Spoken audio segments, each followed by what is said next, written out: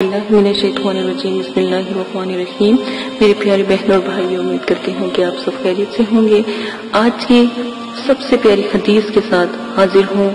नबी करीम सल्लल्लाहु अलैहि वसल्लम ने इरशाद फरमाया कि जो शख्स हलाल की और हराम में फर्क नहीं रखते या वो हराम खाना चाहते हैं तो वो अपने लिए दोज़ख तैयार कर रहे हैं और वो हम में से नहीं है। इसी के साथ आज जो मैं आपको अमल रिस्क बताने जा रही हूँ बहुत नायाब है। हर मकसद के हसूल के लिए ये वजीफा है। 1000 मरतबा रोजाना सूरह इखलास बाद नमाज इशा 3 दिन से लेकर 7 दिन तक आप पढ़ेंगे। 3 दिन से लेकर 7 दिन तक आप पढ़ेंगे तो इंशाअल्लाह जितनी भी बड़ी मुसीबत परेशानी, खुदा न खास्ता कोई ऐसा काम हो गया हो जिसमें आपको बहुत तकलीफ परेशानी है, दुख है, तो आपने ये वजीफा लाजमन करना है। कारोबारी परेशानी है, किसी से पैसे लेने हैं।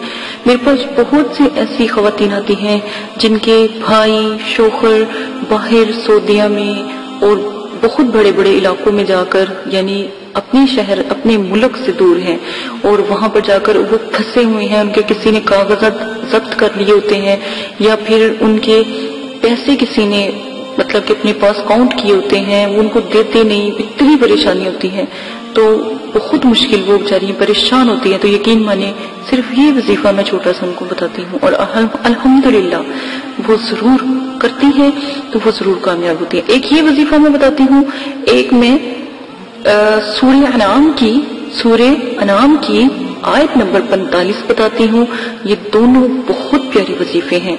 आपका कोई भी कहाँ भी कर्जा फंसा हुआ है, कोई भी ऐसी मुश्किल है, यकीन माने यहाँ तक कि खुदा न खास्ता किसी के हाथ से किसी की मौत हो जाती है या कोई कत्ल हो जाता है और वो भी जेल में होते हैं या कोई परेशानी होती है, मैं सिर्फ इतना सूरह अनाम की 45वीं आयत बताती हूँ और अल्हम्दुलिल्लाह जैसे जैसे पढ़ते जाते हैं कामयाब होते जाते हैं। आप लोग भी ऐसा ही किया करें।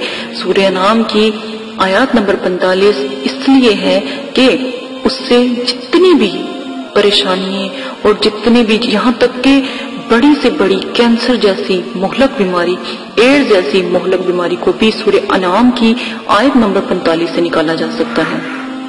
ठीक है, वो उसको जो शख्स पढ़े और इंशाअल्लाह जरूर कामयाब होगा।